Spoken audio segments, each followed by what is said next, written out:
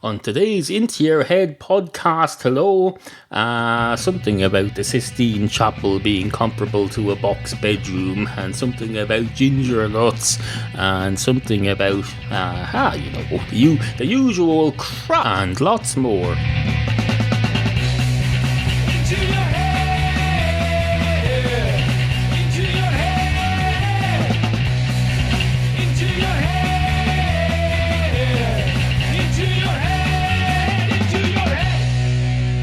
Join me at a tremendously exciting moment. It's Into Your Head, number 745. We've a lot to get on with today. Items that need to be attended to, issues that need to be addressed, topics. Topics. We've got lots and lots and lots of topics. We're positively booming to the seams with topics. We've got topics coming out of this half-eaten pack of Tesco Everyday Value Ginger Nut Biscuits. I'll say it's half-eaten. The half that's left has not been eaten at all in any way. The half that's been eaten, it's probably halfway down the toilet by now. It's probably halfway down the toilet, just like the economy, just like everything that you can make a metaphor out of involving toilets, which covers a multitude, I can tell you. And some more being eaten now. I don't know if it's obvious from what I've just said, but I'm eating a ginger nut biscuit. Cramming it into my face. So I might pause until I'm finished eating biscuits and then come back to you. Hello, it's me again. An update on the biscuit situation. Ate two of them, or was it three? It might have been three, I'm not sure. They're very small. The Tesco ginger nut biscuits are they don't even call them biscuits, they just say ginger nuts. It says on the label, these are ginger nuts. It doesn't even say these are ginger nuts, it just says ginger nuts. It's implied that these are ginger nuts. I suppose that's reasonable. That's how labels have worked for a long time now. You put the name of what's in them in the packaging. You put whatever the name of what's in the packaging, you put that on. You don't have to say these are ginger nuts. It's not the 1920s, although maybe it should be. Back in the 1920s, they were a lot more formal about that sort of thing.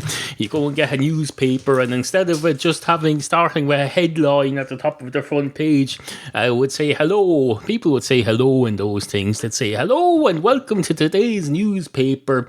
The following in the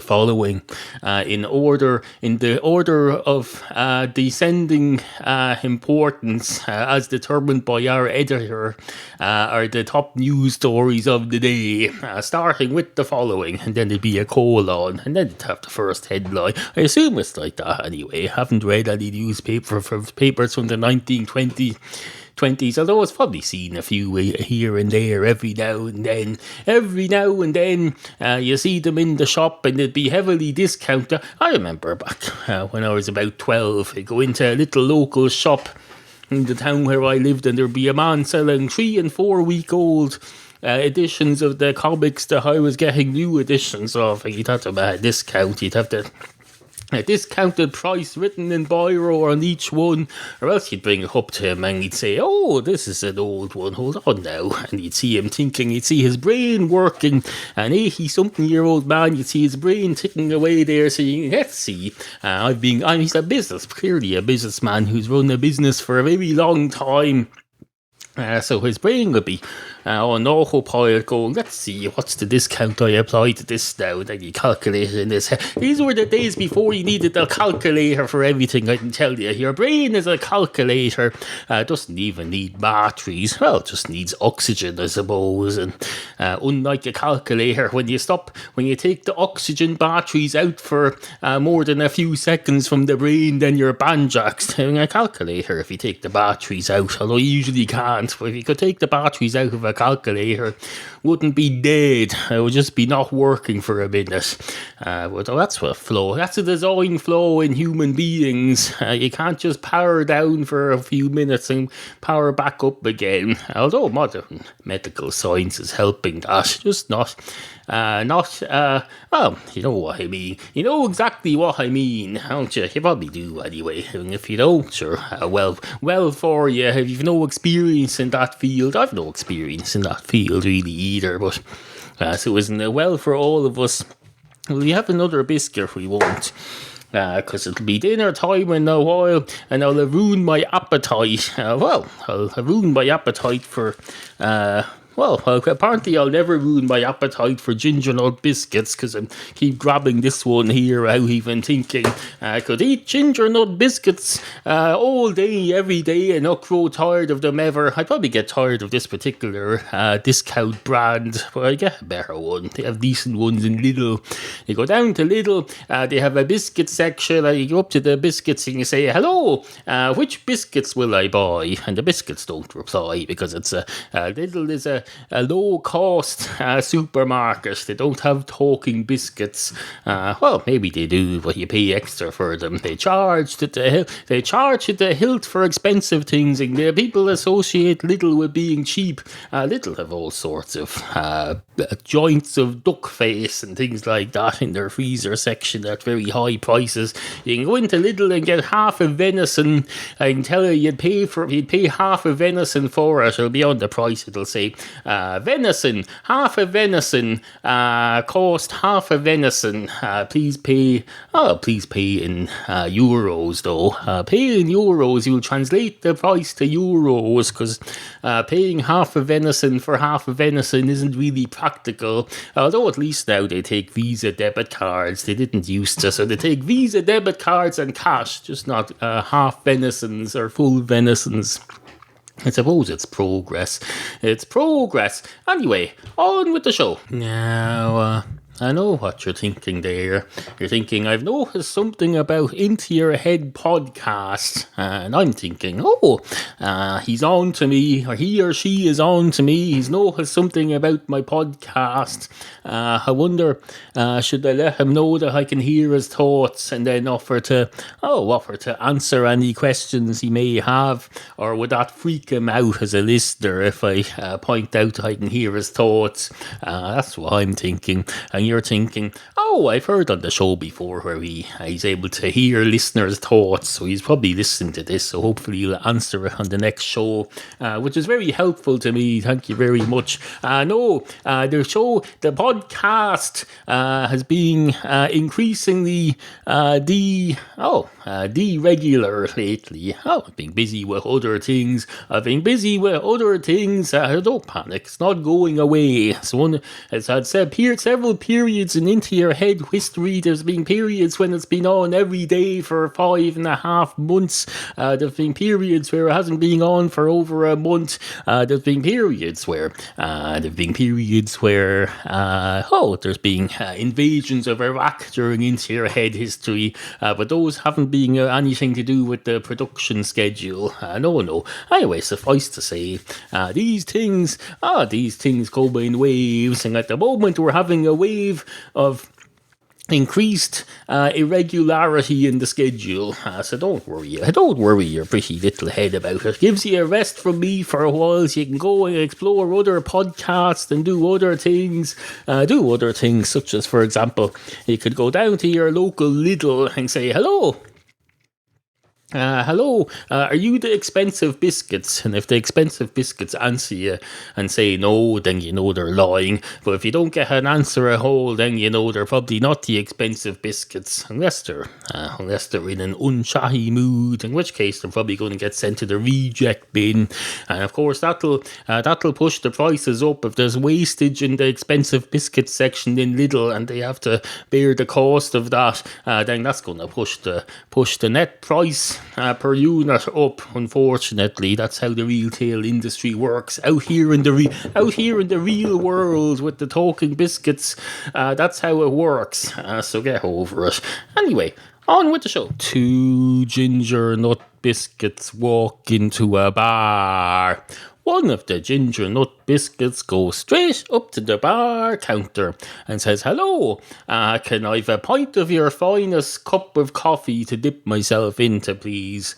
And the man behind the bar says, I'm sorry, you can't bring in your own snacks in here, unfortunately. Unfortunately for you. It's not unfortunate for me at all. It helps me to make a frigging living. I'm trying to earn a living here. This is my livelihood, this public house or profession is my livelihood. You want to come in here and just dip yourself in coffee. And then what? What are you going to do? Eat yourself? That's going to find that hard to do, because the more you try, if you dip half of yourself into the coffee, then you're going to become soggy. And if you're not careful, you'll be going to be there bending yourself around, trying to figure out how to consume yourself.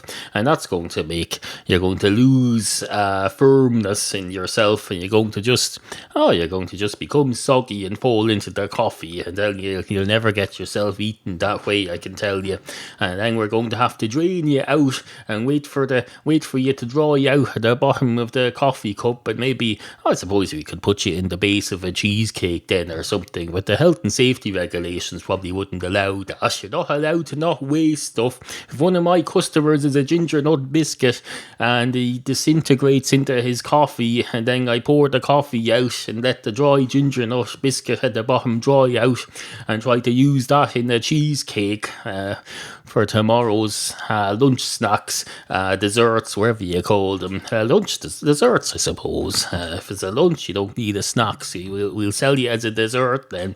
But no, the health and safety would say, no, you can't be just scraping food off. You can't be just making left. Although they'd probably say, on a person off the record, I admire your creativity. That's what they'd say. But they'd also say, no, the food service outlet has no place for this sort of thing. You should go and make a podcast out of it instead or something.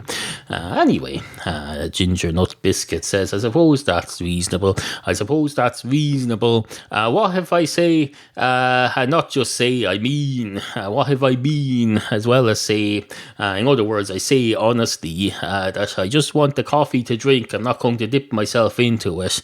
And the barman says, how are you going to drink it without dipping yourself into it? And the ginger nut says, I could have a straw.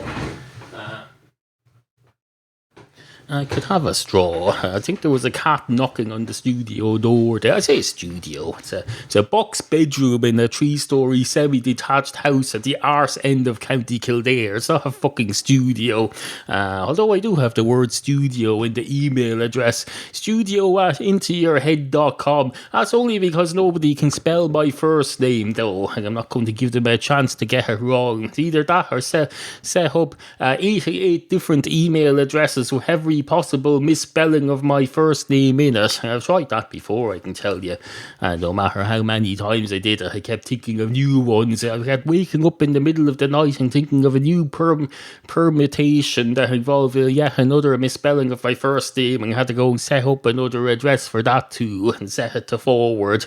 No, far better to just say studio, even though it's technically not a studio, even though technically it is. If you record something in it or do something artistic in it, then it's a studio. If I was Michelangelo here, you wouldn't say, oh, that's not the Sistine Chapel, that's just your spare bedroom. No, Michael, because Michelangelo would say, this may be my spare bedroom, but it's where I do my painting when I'm not in the Sistine Chapel. Let's say I want to do a mock-up of it before I put it on the ceiling, because you don't want to be painting your church ceiling without having practiced it before, because that's going to happen then. If you do it wrong, you're going to have to, you're not going to be just able to paint over it, although maybe you are. Can you paint over stuff? You probably can, but you have to wait for it to dry out.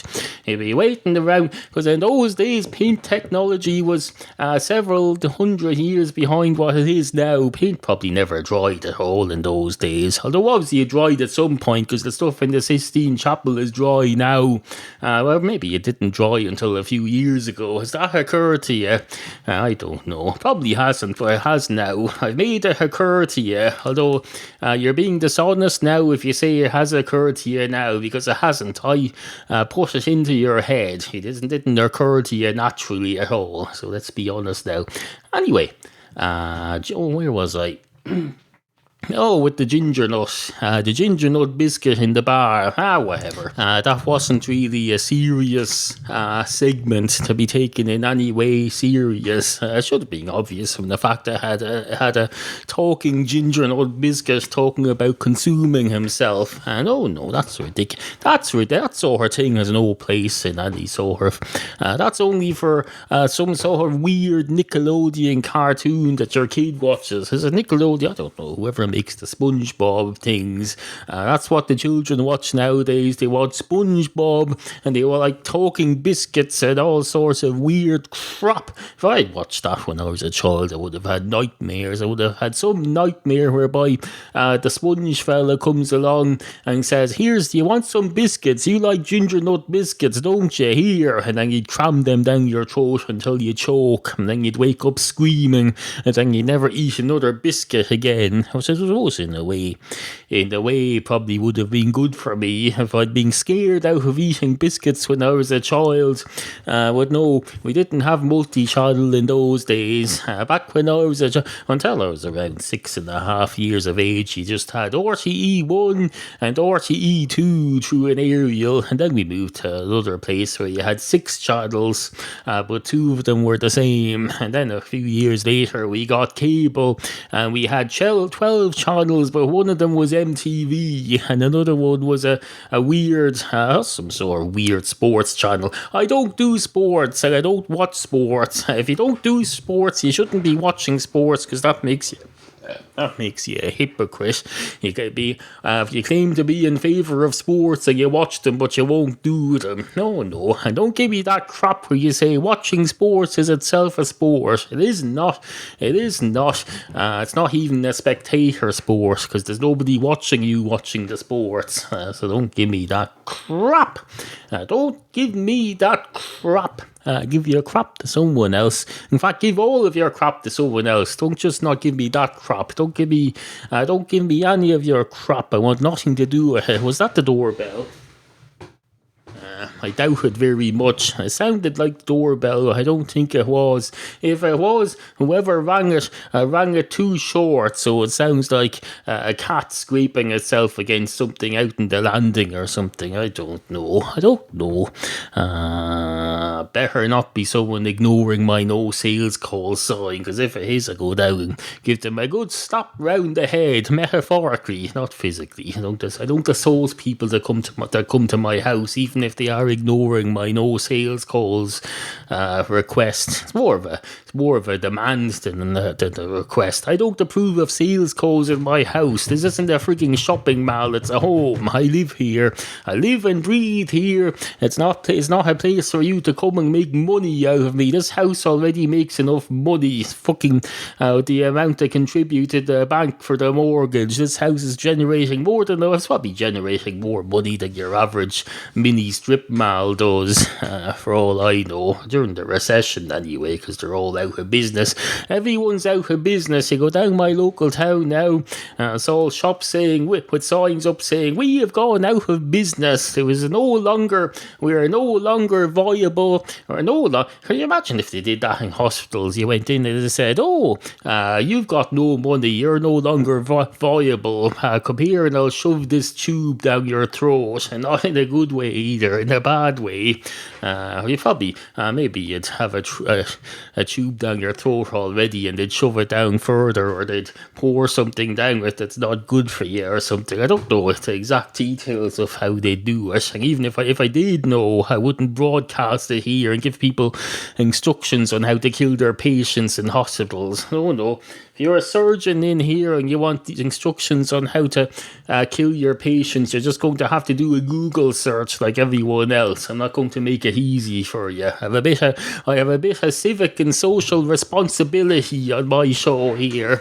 May not be as regular as it used to be. It may not be whatever it may not be. In fact, it probably isn't whatever. In fact, no, it may not. There's a lot of things that this podcast may not be, but you'll probably find that if you made an exhaustive list of all the things that this podcast might not be, some of them would also appear on the list of things that this podcast is. Because I could say this is a podcast, and you could say this may not be a podcast, and we'd both be right. So you'd have to make a Venn diagram and put a lot of stuff in the middle. And then, of course, if you make a Venn diagram and you don't plan in advance how you're going to draw it, and you don't leave yourself enough space in the parts to have a lot of things in them, You don't leave yourself enough space to write stuff in there. That's just not going to work. It's going to look ridiculous. The whole point of an illustration is to make stuff easier to interpret, not more difficult. So think about your Venn diagrams before you draw them. I used to have this problem in college, frigging accountancy school. You'd have people writing stuff up on the board, the whiteboard or the chalkboard or wherever they had, and they get halfway down and they'd go, oh, I'm running out of space. I'm just going to write this in tiny writing down here in the bottom so no one can read it. Even the people in here who are supposed to be reading it, they can't read it, but who cares? We'll just do everything sloppily. We'll just do everything sloppily and not do our jobs properly, and then we'll fail everybody. I was certainly failed by that college course, although it was more to do with me having no interest in the subject matter than anything else. It wasn't really the fault of the fella writing too small. He meant well, I suppose. He probably did mean well, did he? I remember him stopping me from going out of an exam an hour before it was due to end. He's saying, are you giving up already? I'd say, I'm not giving up at all. I don't think I said anything like that. I said, no, I'm done. And then I went home, and he was probably heartbroken. I probably heartbroke my financial accounting lecturer. I don't know. That's his job. If it's his job to be heartbroken by failing students who are failing, then so be it. He's well paid for it. It was a private college. Into your head. Remember, we value the opinions of you, the humble and ignorant listener. Email Neal at studio@intoyourhead.com. Matchstick cats. Matchstick cats. Matchstick cats. Matchstick cats and stuff. Are you a cat? Or do you know somebody who might be? Then tell yourself about Matchstick Cats, Neal's webcomic. Brand new episodes at intoyourhead.com. Intoyourhead.com. Two non-commercial residential houses walk into a bar. One of the non-commercial residential houses goes straight up to the bar counter and says, hello, can I have a pint of your finest Guinness, please? And the man behind the bar says, sir, your front door says no sales calls. And the house says, it's okay, I'm not at home at the moment, and I'm approaching you, not the other way around, so it's not an unsolicited sale. And the barman says, if you're sure. And the house says, I am sure, I'm very sure indeed, I'm very sure of myself, I've got good solid foundations. And the man behind the bar says, you do realise you've left your foundations to come here. That means that it mightn't be quite as solid as you think. And the house says, I think you'll find they'll be still there intact when I get back to my site. And that's how solid they are. I may not be solidly glued to them, but that's fine. As long as they're there, we'll always have hair. And the man behind the bar says, what's that supposed to mean? And the house says, I don't know, I'm a house. I think I was degenerating into song, or ascending into song, depending what way you look at it. I was going...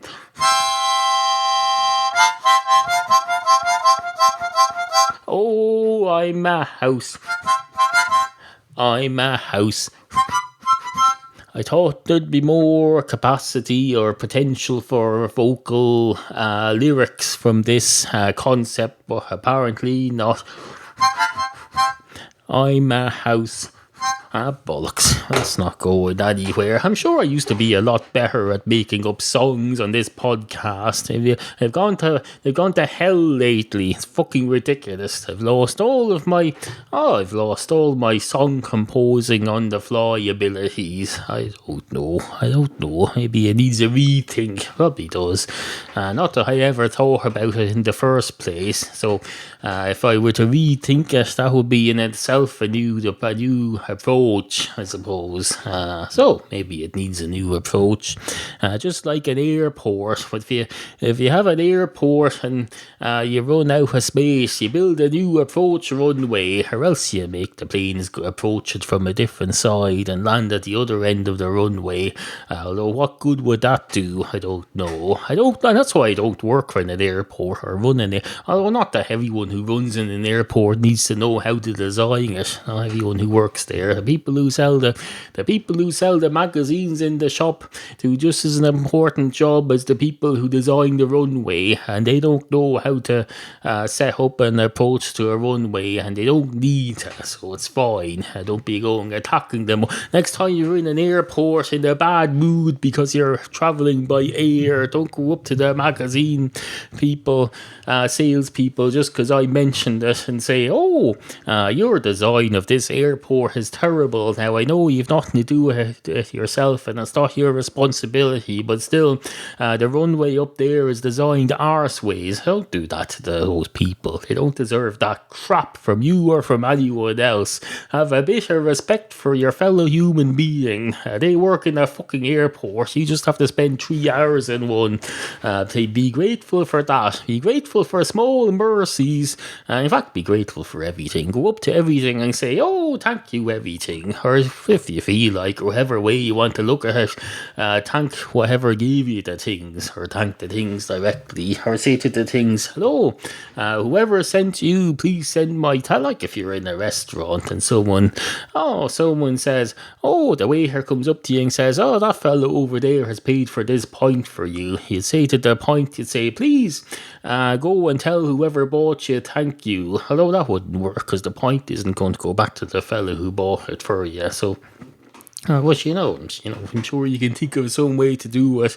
There must be some way to do it. Just put your mind to it. If you put what's that thing to say? If you put your mind to it, your hearts and mind will follow. No, if you grab them by the balls, their hearts and minds will follow. Is that from Yes Minister? I think it is, but I think it's a bastardization of an older phrase from something else. I could probably look it up here now if you wanted me to. But you probably have Google too if you're able to download a podcast. So you look it up. I've better things to be doing.